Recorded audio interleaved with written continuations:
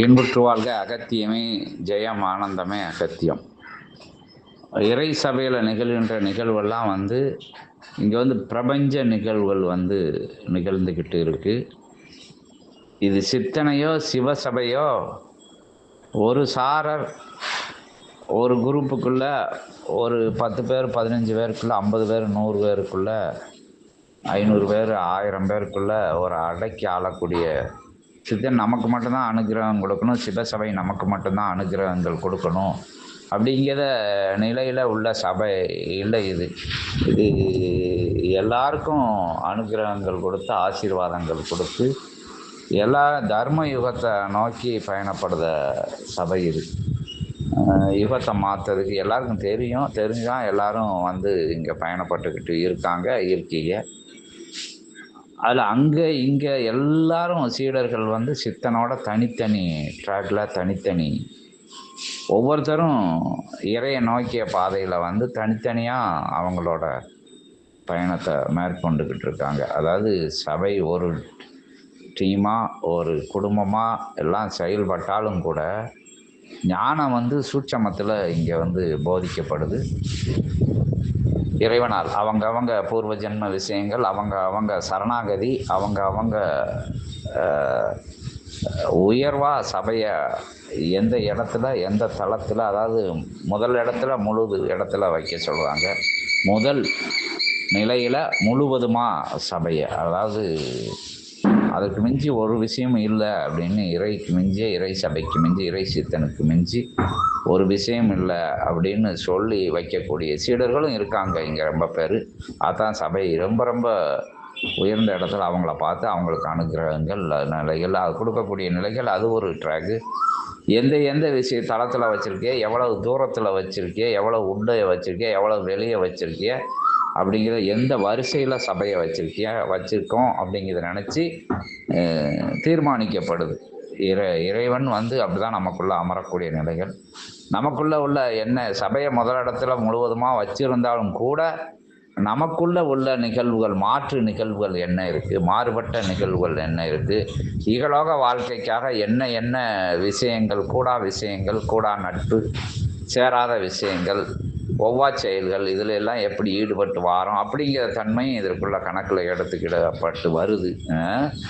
எத்தனையோ சூட்சமத்தில் சபை யுகத்தை மாற்றிக்கிட்டு இருக்கு. நமக்குள்ள, அதாவது மாந்தர்களுக்குள்ளே போய் யுகத்தை மாற்றும் பணியை தீவிரமாக இறை ஜனங்கள்லாம் ஆற்றக்கூடிய சபை இது. இது எல்லைகள் விரிஞ்சி செய்யக்கூடிய பணி, பிரபஞ்சம் முழுதும் நிகழக்கூடிய பணி. இங்கே குண்டு சட்டிக்குள்ளே குதிரையை ஓட்ட முடியாது. ஒரு 4-5 சீடர்களை வச்சு அதான் சொன்ன எண்ணிக்கையில் 50 சீடர்கள், 100 சீடர்கள், 1000 சீடர்கள், 1000 தொடர்பாளர்கள், அவங்ககிட்ட வரத விஷயங்களை வச்சு சபையை நடத்திக்கிட்டு அப்படி போகக்கூடிய விஷயம் கிடையாது இந்த விஷயம். அதனால் எல்லாருமே பரந்த மனசோட இங்கே இருக்கணும் சபையில். ஏன்னா சபை உலகம் ஃபுல்லாக தெரியணும்னா எல்லா விஷயங்களும் போடத்தான் வேண்டியது வரும். சச்சங்கங்கள் போட வேண்டியது வரும். எல்லா மக்களையும் ஈர்த்து இழுக்கிறதுக்கு உண்டான செயல்களை எல்லாம் சபை வழிமுறையில் கையில் எடுக்கும். அது பிரம்மாண்டமான இடங்கள்லையும் நடக்கும், மரத்தடிகள்லையும் நடக்கும். ஒன்றுமில்லாத ஒரு வீட்டுக்குள்ளே கூட போய் அந்த வீட்டு வாசலில் கூட போய் சபை அதோட பணியை செய்யும். காலில் செருப்பு இல்லாமல் அது சேறு சகதியாக கிடந்தாலும் அந்த இடங்கள்லையும் போய் சபை தொண்டாற்றக்கூடிய நிலை. இதில் எல்லா நிலைகளும் காரண காரியங்களோட, அவங்களோட சரணாகதிகளோட, அவங்களோட உயர்வான விஷயங்களோட, அவங்களோட பூர்வ ஜென்மங்களோட தொடர்பு படுத்தி சபை பயணப்பட்டுக்கிட்டு இருக்கு. அதில் யுகலோகத்தில் இங்கே வாழ்வியலில் இங்கே இருக்கக்கூடிய இப்போ மாற்று யுகத்தில் நம்ம உட்கார்ந்துக்கிட்டு நம்ம செஞ்ச விஷயங்களையும் சபையோட பயணப்பட்ட விஷயங்களையும் பெருசாக யாரும் எண்ணிக்கிட்டு, அதாவது சபை எடுக்கக்கூடிய எல்லா விஷயங்களோட சித்தனுக்குள்ளே இருந்து சிவசூட்சமம் செயல்பட்டு எடுக்கக்கூடிய நிகழ்வுகள். இதற்குள்ள சீடர்களே தலையிட முடியாது. என்ன சீடர்கள் ஒருங்கிணைச்சு யுகமாற்றத்துக்கு தான் பணியாற்ற முடியும். அப்படிங்கிற என்றோ ஒரு நாள், எப்பமோ ஒரு நாள், என்னைக்கோ ஒரு நாள் பார்த்துட்டு சபையில் தொடர்பாளர்களாக இருந்துக்கிட்டு நீங்கள் இந்த வேற்று மாற்று நிலைகளுக்குள்ள, வேறுபட்ட நிலைகளுக்குள்ள, ஏன்னா சபை எல்லா இடங்கள்லையும் சபையோட வளர்ச்சி ஏன் இப்படி விளம்பரப்படுத்துகிறாங்க, ஏன் இப்படி செய்கிறாங்க. ஏன் இப்படி வந்து ஏன்னா இது ஒரு இடத்துல உட்கார்ந்துக்கிட்டு உபதேசம் பண்ணக்கூடிய நிலை கிடையாது. உலகம் முழுவதும் வந்து இறை சபையோட நிலை வந்து தெரியணும். தெரிஞ்சால் தான் யுகம் மாறும். நீங்கள் மாறி இருக்கே மாறணும்னு நினைக்கல, அது மாதிரி எல்லாரும் மாறணும். அதுதான் வந்து உயர்ந்த சீடனோட, உயர்ந்த தொடர்பாளனோட, உயர்ந்த அறிதல், உயர்ந்த தெளிதலோட சபையில் பயணப்படணும். எல்லாரும் எல்லாம் உயர் சரணாகதி கண்ட சீடர்கள் ரொம்ப ரொம்ப இருக்காங்க சபையில்.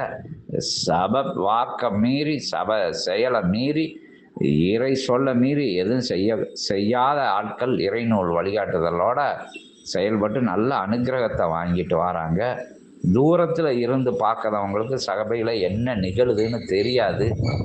ஏன் இந்த நேரத்தில் இந்த பதிவு அப்படிங்கன்னா, ஒவ்வொருவரோட எதிர்நிலைகளும் இங்கே பிரதிபலிக்கு. அதாவது அவங்களா நல்லவங்களா இருக்காங்க, அவங்களால தாங்க முடியாமல் அவங்க வந்து இந்த தாங்க முடியாமல் அவங்களோட ஆன்மாக்கள் இங்கே வந்து நிற்கிற நிலையை பார்க்கும்.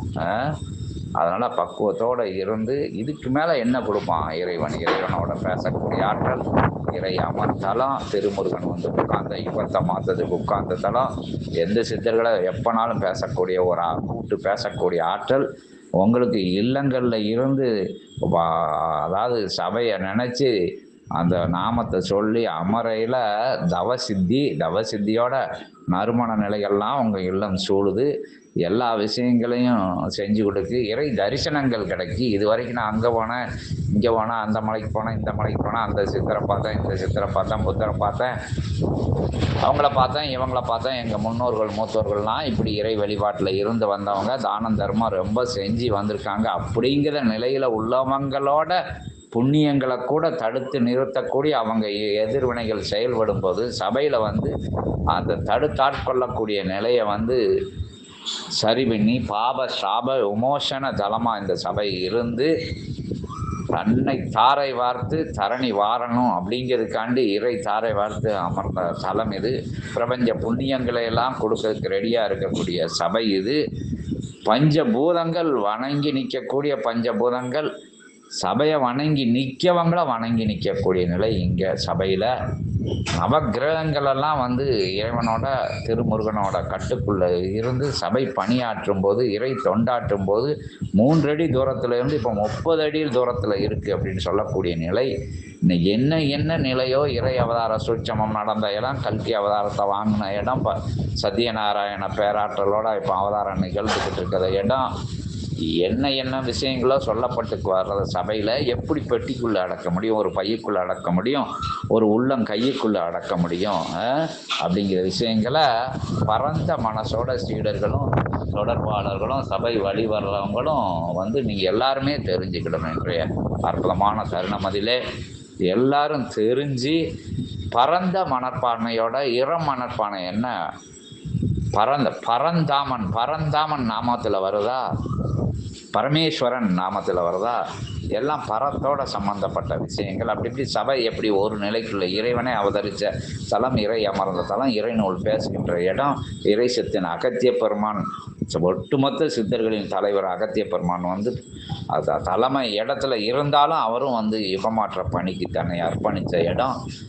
விஸ்வாமித்தர் அமர்ந்த இடம், பாம்பாட்டி சித்தர் அமர்ந்த இடம், எத்தனையோ அருணகிரிநாதர் வந்து அமர்ந்த இடம், முக்கோடி தேவர்களும் ஓராற்றலாய் அமர்ந்து உயர்வணி செய்யக்கூடிய இடத்த எப்படி ஒரு நிலைக்குள்ளே அடக்க முடியும், ஒருத்தருக்குள்ளே அடக்க முடியும், ஒரு கூட்டத்துக்குள்ளே அடக்க முடியும், ஒரு மொழிக்குள்ளே அடக்க முடியும், ஒரு சின்ன வட்டத்துக்குள்ளே எப்படி அடக்கி வைக்க முடியாது அப்படிங்கிற எல்லாரும் தெரிஞ்சுக்கிட்டு இறை பரந்தவன், பரந்த மனசோட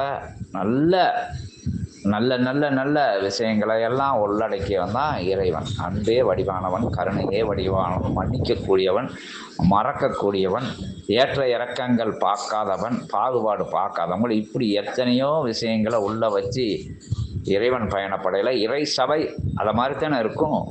நம்மளும் அதை மாதிரி தான் இருக்கத்தான் செய்யணும்.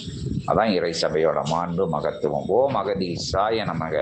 உயர்வாக பயணப்படுங்க.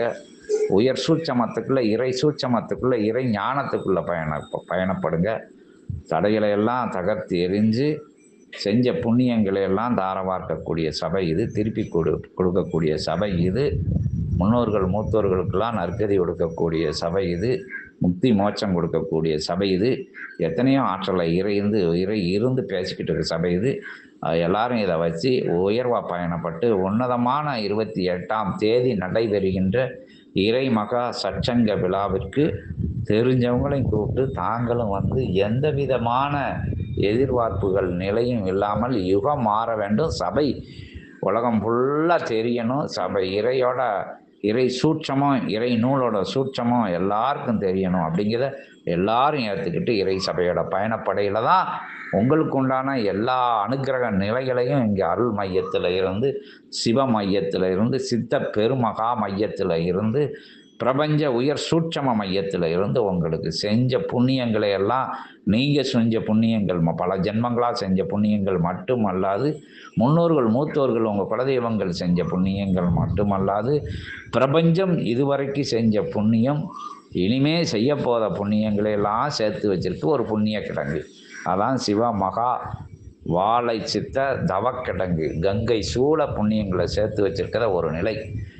அதற்கு இறை தன்மையோட, அந்த யுகமாற்ற தன்மையோட தன்னை தாரை வார்த்து தன்னை இழந்து தன்னை மறந்து இறை சபையை வணங்கி நிற்கின்றவங்களுக்கு அள்ளி அள்ளி கொடுக்க இறை கணங்கள், இறை சித்தன், இறை சூட்சமம், அகத்திய பேராற்றல் எல்லாம் தயார் நிலையில் இருக்காங்க. கோமாதா பூஜையில் இருந்து ஒவ்வொரு விஷயங்களாக படிப்படியாக புனர்ஜென்ம நிலையை உங்களை அடைய வச்சு நீங்கள் நம்பி இருக்கல, உயர் சரணாகதியோடு இருக்கிற உயர் நிலையில் சபையை கொண்டு இருக்கல, உங்களுக்கு அத்தனை அனுக்கிரகங்களும் கோமாதா பூஜையில் இருந்து ஆரம்பித்து நீங்கள் செய்யக்கூடிய அதிகாலையில் உட்கார்ந்து அற்புதமாக விளக்கேற்றி சபையை நம்பி, சபையை முதல் இடத்துல முழு இடத்துல வச்சு நீங்கள் ஜபிக்கக்கூடிய அற்புதமான மந்திர நிலைகளுக்குள்ளே நீங்கள் நம்பி அமர்ந்திருக்கிற சபைக்குள்ளே இருந்து, தன்மைக்குள்ளே இருந்து சபை அனுக்கிரகம் கொடுத்து ஆசீர்வாதம் கொடுத்து உயர்வடைய வைக்கி, உயர் சபையோட உயர் சூட்சமத்தோட எளிமையாக இயல்பாக பயணப்படுங்க, அன்பாக பயணப்படுங்க, கருணையாக பயணப்படுங்க. இறை நிலை அடைய இறைட்ட இருந்து வாங்கிறதுக்கு இறைத்தன்மையோட வளம் வரணும். யாதும் ஊரே யாவரும் கேள்வி, தீதும் நன்று பிறதரா வாரா.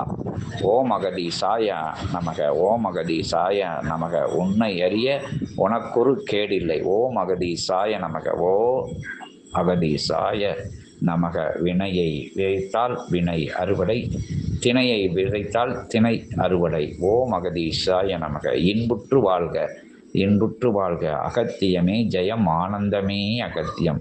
இறை மகா உயர் சூட்சம உயர் சபை வழியாக உயர் இறை மகா சூட்சம உரை. ஓம் அகதீசாய நமக.